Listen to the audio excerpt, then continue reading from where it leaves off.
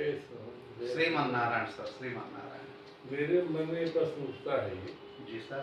कि खांडव वन को जलाने की क्या आवश्यकता पड़ी?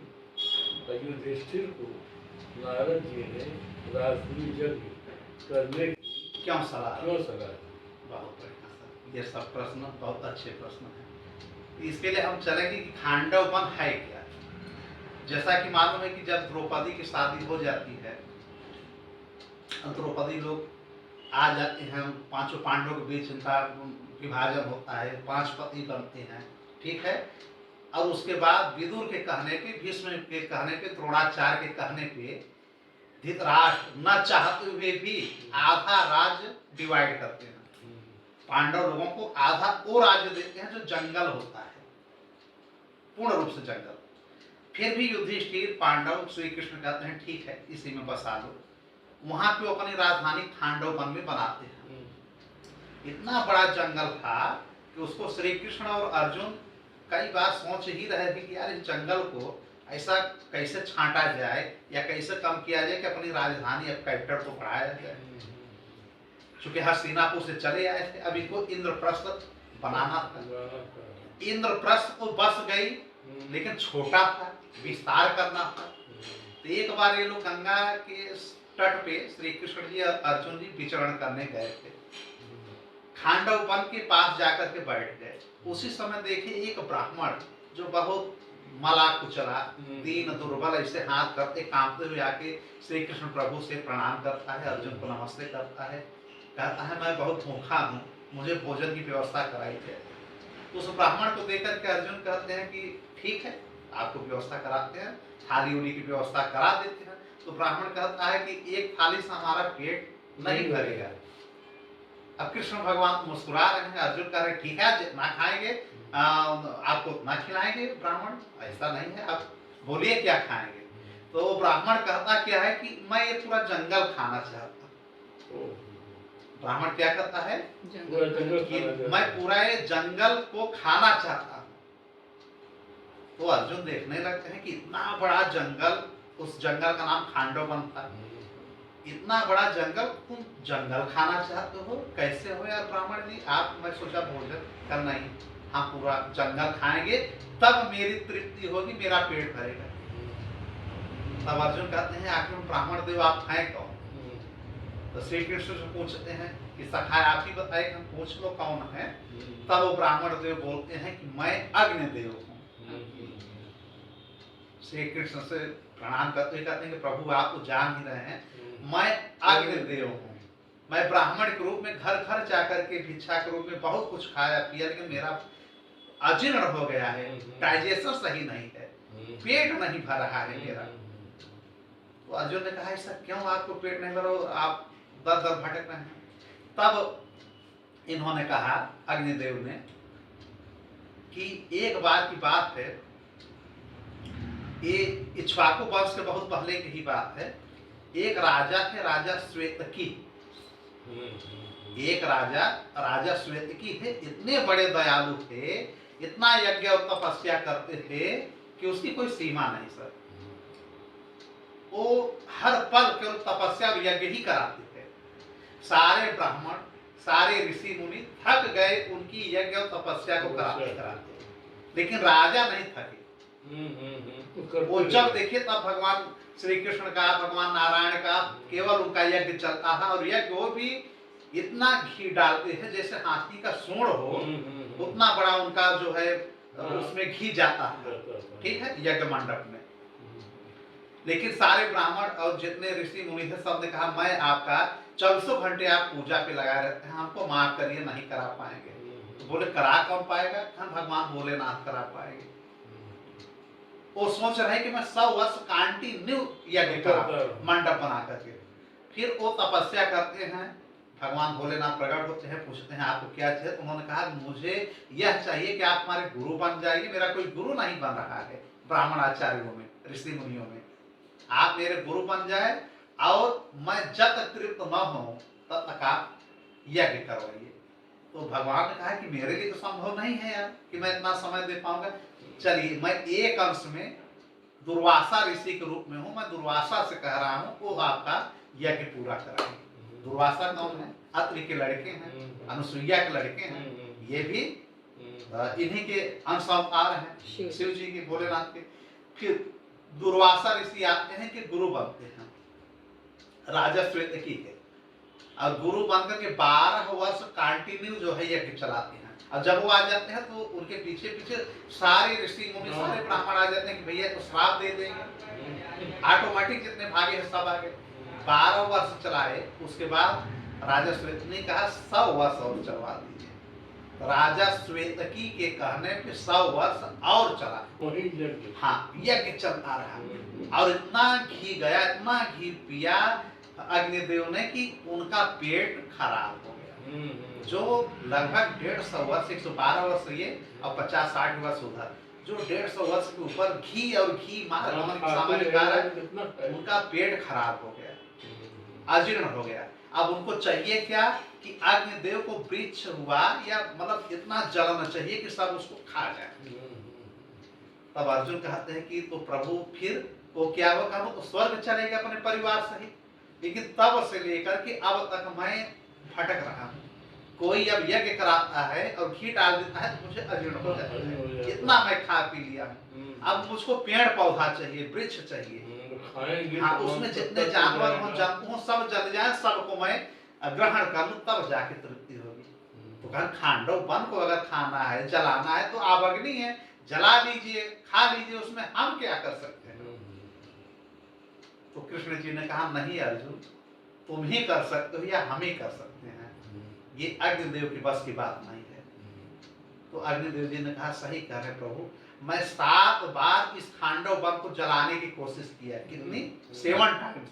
अग्नि जैसे जलती है वैसे इंद्रदेव बरसात कर देते हैं, और यहाँ की जो वन है ये जंगल बुझ जाता है और मुझे भागना पड़ता है। अर्जुन ने कहा ऐसा क्यों इंद्र कर रहे हैं? तो उन्होंने कहा कि यहाँ पे तक्षक नाग अपने पत्नी परिवार के साथ रहता है। तक्षक इंद्र के बहुत अच्छे दोस्त हैं, मित्र हैं, समझ रहे हो? सिद्धू कामरेड, कामरेड में मित्र, फ्रेंड, समझते हो? कामरेड क्या है जी? क्या?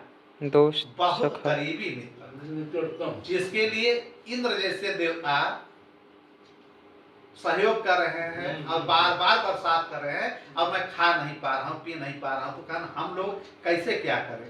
तो श्री कृष्ण जी कहा मेरे पास सुदर्शन नहीं है, मेरे पास में गदा है, सब वहां रख करके मैं आया हूँ इंद्रप्रस्थ में। अर्जुन ने कहा मेरे पास भी न धनुष है, न बाण है, न रथ है, न कुछ है।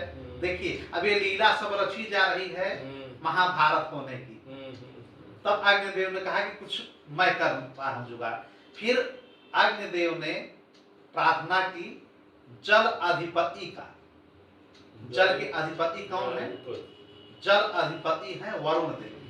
वरुण देव को बुलाते हैं कि आप आइए, जल के देवता वरुण जी हैं, बुलाते हैं और कहते हैं आइए कुछ आप सहयोग करिए। तो वरुण जी अग्निदेव के कहने पे गांडीव धनुष देते हैं अर्जुन। अब यहाँ निर्माण हो गया गांडीव धनुष का। गांडीव वही है। हाँ, गांडीव धनुष अब वरुण जी देते हैं किसको? अर्जुन को। और उसी गांडीव धनुष से पूरी महाभारत और लास्ट तक अर्जुन लड़ते रहे। उसके बाद भी महाभारत के बाद भी जितना इन्होंने युद्ध किया उसी गांडीव। तो इस प्रश्न का जवाब अक्सर लोग कहते हैं गांडीव धनुष अर्जुन लेके चलते हैं, पाए कहाँ? वरुण जी से खांडव वन के समय और अग्निदेव के प्रार्थना पे ये ऊपर ये पा गए। और फिर वरुण जी ने कहा और कुछ चाहिए? अग्निदेव जी कहा हाँ प्रभु, रथ नहीं लाए हैं अर्जुन, एक रथ की व्यवस्था कर दीजिए। तब वरुण जी ने एक रथ जिसमें बंदर का प्रतीक बना हुआ था, ऐसा दिव्य रथ दिया जो कि माया से युक्त था और बहुत बलशाली था, जिसमें बजरंग बली का प्रतीक था। बाद में बजरंग बली उसमें विराजमान श्री कृष्ण के कहने पर। तो उस रथ को दिया अर्जुन को वरुण देव ने। हाँ, वरुण देव जी ने। इस प्रकार लीला रची जा रही है कि इसी रथ पे अब श्री कृष्ण जी सारथी बनेंगे, लेकर के चलेंगे। हाँ, देखिए लीला किस प्रकार से हो रही है। अब उसके बाद फिर श्री कृष्ण जी ने कहा इनकी तो व्यवस्था गंठ गई, तर्कस बाण धनुष सब हो गया। गांडीव धनुष का एक ये है ना सर कि गांडीव धनुष कोई कितना भी उस पर वार करेगा वो टूटेगा नहीं, न खराब होगा, लेकिन इसका जो बाण गांडीव से निकलेगा खाली नहीं वो जाएगा। खाली नहीं जाएगा, वो भेदन करके ही आएगा। तो श्री कृष्ण प्रभु मुस्कुराए कि अग्निदेव इनका तो ठीक हो गया, मैं कैसे लड़ूंगा भाई, या मैं बैठा रहूं? क्या नहीं प्रभु आपको लड़ना पड़ेगा। तो कहा हमारी व्यवस्था करें। फिर अग्निदेव जी ने उनको सुदर्शन दिया। सुदर्शन का विलुप्त हो चुका है, एक बार परशुराम जी से पा चुके हैं, परशुराम जी से पा चुके हैं, लेकिन उस सुदर्शन से कोई ये काम नहीं करना चाहते हैं कि मेरे पास कुछ नहीं है इस समय। तो कहा एक चक्र मैं दे रहा हूं, आपके सुदर्शन से कम ये नहीं है, ये लीजिए, इससे आप लड़िए, क्योंकि आप सुदर्शन से ही लड़ते हैं। कहा नहीं मैं गदा तलवार से भी लड़ता हूँ। तो एक अग्निदेव जी ने इनको गदा भी दिया और तलवार भी दिया। इस प्रकार से लोग लैस होकर के हर प्रकार से, और फिर कहते हैं अर्जुन की अब जाकर तुम खा लो। तब खांडव वन को अग्नि जी जलाते हैं और खाना शुरू करते हैं। जितना वहां के जितने जीव जंतु हैं लगभग सब मरने लगते हैं और सबको खाना शुरू करते हैं। अग्निदेव जी पूरे अपने व्यवस्था को लेकर के, पूरे देवताओं को लेकर के आक्रमण कर देते हैं। लेकिन इधर से अर्जुन और श्री कृष्ण जी उनका सारा सामान विनष्ट करके, वरुण भी उनके साथ लड़ने आए हैं। आप समझिए सर, इधर वरुण जी इधर दे के जा रहे हैं, उधर इंद्र के साथ लड़ने भी आ रहे हैं। लेकिन सारे देवता लगे रह गए, कुछ बिगाड़ नहीं पाए। लेकिन इंद्र ने तक्षक के जो पुत्र था उसको उन्होंने बचा लिया। किसी प्रकार से वहां ऐसा कर दिया कि पानी बरस गया, वो वहां से नाग भाग। अच्छा तक्षक उस समय नहीं था, तक्षक कुरुक्षेत्र में गया था। और तक्षक की पत्नी जो थी उसको बाणों से भेद करके अर्जुन ने मार डाला। और वही तक्षक बदला लेने के लिए मैं तुम्हारे किसी परिवार को मैं भी खा लूंगा, डस लूंगा। ठीक, तो अर्जुन के लड़के अभिमन्यु के लड़के राजा परीक्षित एक श्राप के बस तक्षक ने डसा, बदला लिया। बदला कहीं न कहीं लिया जाए। ये कथा यहाँ से आती है कि उसको बालक को भी मारना चाह रहे थे अर्जुन, लेकिन इंद्र बचा लिया। बालक भाग गया, नाग तक्षक का लड़का भाग गया, लेकिन पत्नी मर गई उसमें। तक्षक ने उसी समय मन में कहा, तो प्रभु ने कहा श्री कृष्ण ने कि तुम्हारी भी लीला, तुम्हारा भी जो मन में है ख्वाब हम पूरा कर देंगे आने वाले समय में। तो परीक्षित के साथ वो घटना घटी। परीक्षित कौन है? अर्जुन के प्रपौत्र की घटना। फिर इस प्रकार से ये हार जाते हैं देवता लोग और खांडवन पूर्ण रूप से जल जाता है। उसमें केवल 6 लोग बचते हैं, 6 लोग केवल। एक तो ये तक्षक का लड़का, एक मयासुर नामक राक्षस। मयासुर सर त्रेता युग में भी है। मयासुर का ही जो रावण है, रावण उनका दामाद है। मयासुर मंदोदरी है, मंदोदरी से रावण की शादी हुई। मयासुर त्रेता युग से चला रहा है तो ये सतयुग से, मयासुर सतयुग से है। त्रेता में हुआ, द्वापर में हुआ। कहा यहाँ तक जाता है कि कलयुग में अभी तक वो जीवित है, माया के बाद हमारा नहीं है। 9 चिरंजीवी के बाद भी मयासुर एक है।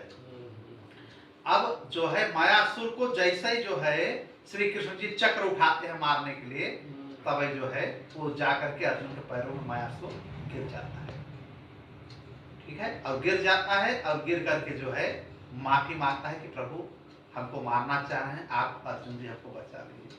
अर्जुन जी ने उसको यह कह दिया कि मैं बचा लूंगा, आश्रय दिया। अब श्री कृष्ण कहते हैं कि बात रहने दीजिए, ये मेरी शरण में आ गया है। तो वो चक्र नहीं चलाते हैं। बाकी श्री कृष्ण जी चक्र चलाकर तो समस्त पेड़ों को काट डालते हैं और वो खाना शुरू कर देते हैं। ये जितने वहां पे राक्षस बहुत रहते हैं, बहुत राक्षस, बड़े पक्षी सब मर जाते हैं। 4 पक्षी भी बच जाते हैं। कितने पक्षी? 4।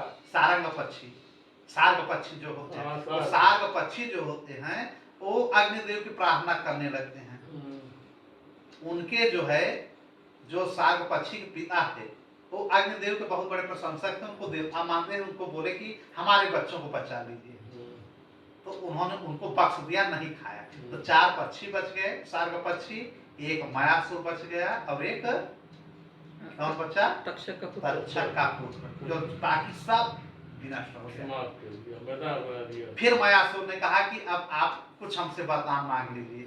तो अर्जुन ने कहा कि अगर वरदान या कुछ हमसे मांग लीजिए जान बचाने के उसमें। उन्होंने कहा मैं जान बचाया हूँ, अगर कुछ मांग लिया तब तो ये तो अदला बदली हो गई। नहीं, ठीक है, प्रभु के पास जाओ, वही मांग लें। फिर श्री कृष्ण जी कहते हैं कि तुम्हारी इच्छा अगर है ही तो एक ऐसी सभा का निर्माण करो जो इस पृथ्वी पे सभा न हो।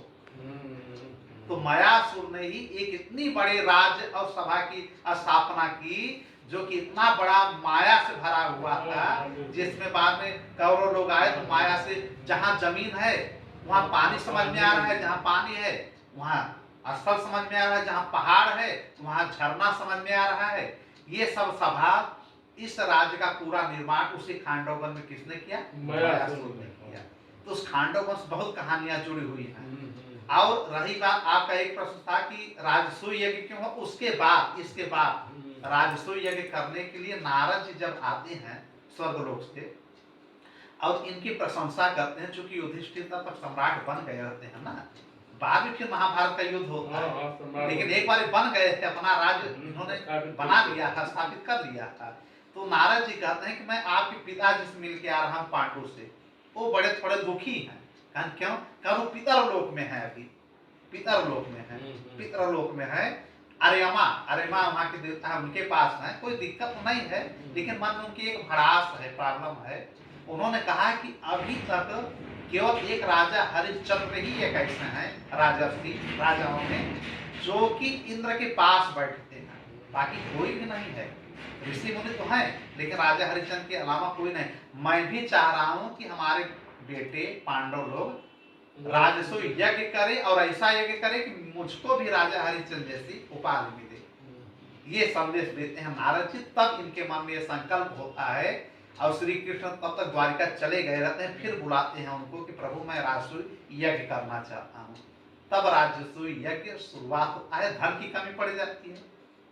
तब ये हिमालय के पास श्री कृष्ण जी भेजते हैं कि एक राजा मरुत थे, बहुत पहले राजा मरुत की कहानी है, बहुत लंबी है, छोटे में बता रहे हैं कि राजा मरुत थे पहले। श्री कृष्ण का इतना उन्होंने दान किया है कि हिमालय के पास ब्राह्मण सोना चांदी हीरा जवाहर ले ही नहीं जा पाए। खान का खान वहां पड़ा हुआ है, कबाड़ में रखा हुआ है। तब वहां जाकर के पांडव लोग पूरे धन को लाते हैं और राजसूय यज्ञ अच्छे ढंग से संपन्न होता है। बाद में पांडव को भी इसका लाभ मिलता है और पांडव लोगों को भी इसका लाभ मिलता है। जब स्वर्गारोहण जाते हैं तो बाद में उसी राजसूय और अश्वमेध यज्ञ के बदौलत ये भी बाद में गोलोक चले जाते हैं। ये कथा है। ठीक, राधे राधे, श्रीमान।